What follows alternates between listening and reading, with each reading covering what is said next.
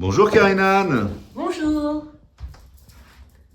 Vous êtes psychanalyste, coach, et vous pratiquez l'hypnose. Vous êtes aussi journaliste, conférencière, professeur, formatrice. Qu'est-ce qui vous motive à tenir tous ces rôles?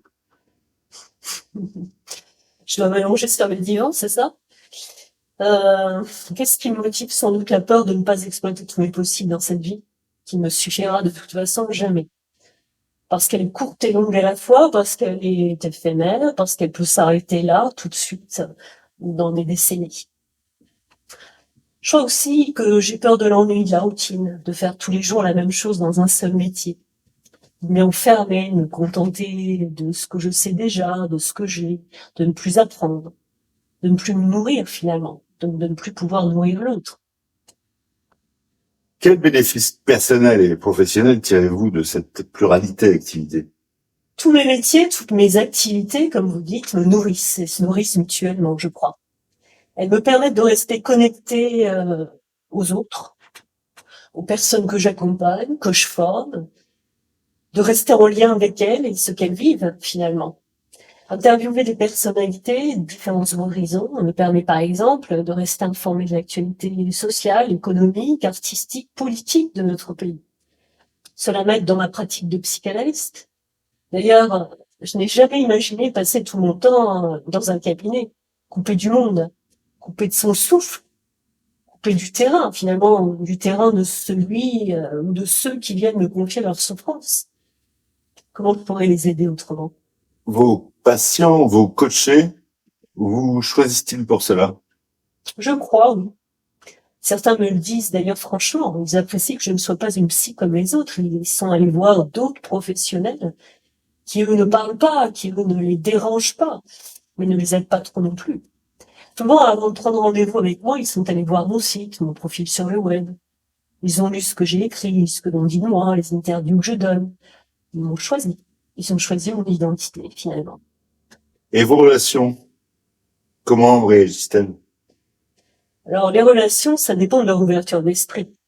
Côté père, comprendre côté psychanalyste, les autres psychanalystes, je suis souvent vue comme une professionnelle iconoclaste. Pas facile à mettre dans une case.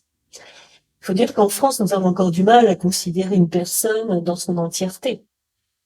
Entièreté, qu'elle soit professionnelle ou personnelle. Alors, quand en plus elle n'a pas un seul métier, un parcours linéaire, comme le mien, c'est difficile. Hein. Il paraît que les profils atypiques, on le voit en poupe en ce moment, mais je demande encore à voir. Côté relations personnelles, au fil du temps, les unes, les amis, les uns se sont habitués et les autres sont sortis de ma vie, tout simplement. C'est la vie aussi. C'est le cas avec la famille, les amis, bien sûr. Quand nous changeons, les autres, même les plus proches officiellement, ne sont pas obligatoirement prêts à changer avec nous ou à s'adapter à notre changement. Il faut l'accepter. Ça nous regarde finalement de choisir de changer. Comment réussissez-vous à gérer votre temps? Je crois en l'organisant, tout simplement, avec beaucoup d'exigences.